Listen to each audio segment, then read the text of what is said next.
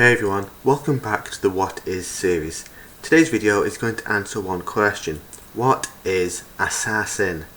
Assassin is a Larp, a live action role playing game where the goal is to kill the other players and not get killed yourself. Now, before I go any further, there are two disclaimers I should give, one major, the other minor. First off, major disclaimer, during this video there will be talk of killing people and weapons. However, both of these will be in a strict in-game basis and not refer to their real-world counterparts. This is strictly a game I am talking about. The minor disclaimer is that I will mainly be talking about a version of the rules I used when I played. A lot of what I say should be applicable to other Assassin games, though if you do end up in an Assassin game, please check the rules they use before you start playing, mainly to see how to stay safe while you play. Now, since I mentioned that Assassin is a LARP, you may start thinking of people dressing up as elves and orcs, set in a fantasy world, using foam weapons and whatnot, playing in a field or several fields in the countryside over the course of the weekend. Assassin, however, is different. Assassin is set in the modern world, where the players take the roles of assassins who use modern weapons, with the players using obvious stand-ins for said weapons. Each game round occurs for 24 hours a day, every day while the game round is running, and takes place over a relatively large area such as a university campus, a whole town, or possibly larger. So, the way a game of Assassin was set out was that there were at least 3 people involved. The person winning the game, which we call the PM, aka the puppet master, who ran things, sorted out who went after whom, and was the final arbiter of the rules, plus at least 2 people who actually played the game, which were called assassins, whose main aim was to kill whoever their target was and not get killed in turn. From now on, I may use the terms assassin and player interchangeably, but whenever I do, it's typically their in-game counterpart I'll be referring to.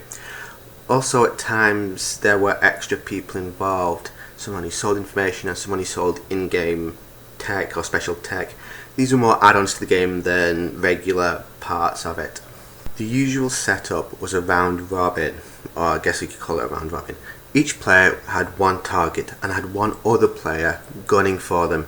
For example, in a game with 4 players, players A, B, C and D, A would be going after B, who would be going after C, who would be going after D, who would be in turn going after A. When a player manages to kill their target, they take their target's target as their new target. In our example, if C takes out D, C's new target now becomes A.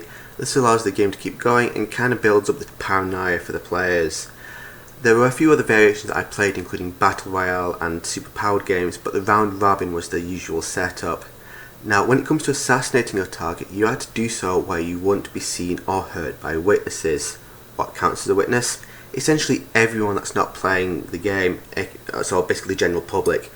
In front of other assassins is fine, but the moment a civilian pops up. No killings are allowed.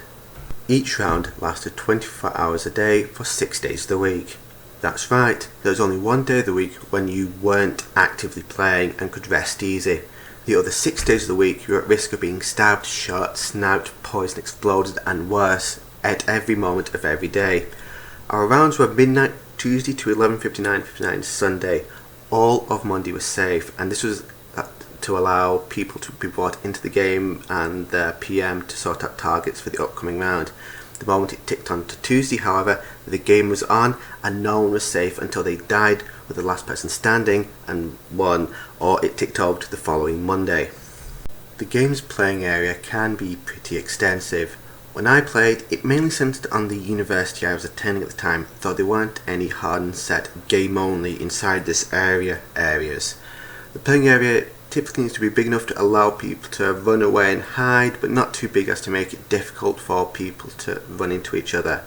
There were safe zones where you weren't allowed to kill anyone, but these were few and far between. The weapons on offer were typical assassin-y stuff: guns, both silenced and unsilenced, knives, sniper rifles, poisons and garrots. The weapons most often used in the game I was in were both guns and knives. The toy versions, such as cap guns with nothing in them, plastic knives with retractable blades, or copies made out of paper or card with the phrase assassin fizz rep weapon on them, was typically what was used. I have heard of other games allowing Nerf guns and water pistols, but basically as long as they're identifiable as to what they represented but were safe to use versions and obviously not the real deal, they were good to use. Using them in game was represented by using them as you would their real world counterparts, but typically making a noise if needed, like saying bang or stab or whatever, but that's the general idea. Sniper rifles were an option, and using one was represented by taking a photo of your target from a distance and painting a crosshairs onto them and sending them to the PM. This isn't something that I had used in the game I played in, but I have heard of somebody else using it when they played it in a game elsewhere. Okay, poisons and garrots. They were options in the game I played. There may be options in other assassin games, but out of all the time I played, they typically never got used. I never heard of garrots being used, and I never heard of poisons being used, just the once. Now, before I continue, I will show you replicas of the weapons I used back when I played. This is my fizz rep knife. Not particularly knifey, but it got the job done whenever it was used. This is my fizz rep silenced pistol that I used. Both knife and pistol are harmless in the real world, but in game they were the real deal. I should point out that fizz rep is short for physical representation, and this shorthand is made easier when you're writing it out onto the actual item itself. So, you may be wondering why I'm actually doing this video. The big reason is I have a story that I would like to share with everyone. I've shared it on Reddit, but I'd like to share it here for more people, as it's a story that I actually quite enjoy, but I don't want to bog down the story itself with explanations of the game. I like to call this story The Night I Was a Teenage Horror Victim. Unfortunately, you're going to have to wait for the next video to see what that story is. Anyway, thanks for watching. If you want to see more videos like this, hit the subscribe button. If you like this video, hit the like button. And if you have any more suggestions for the What Is series, please let me know in the comments below, and I will see you in the next video. Bye everyone.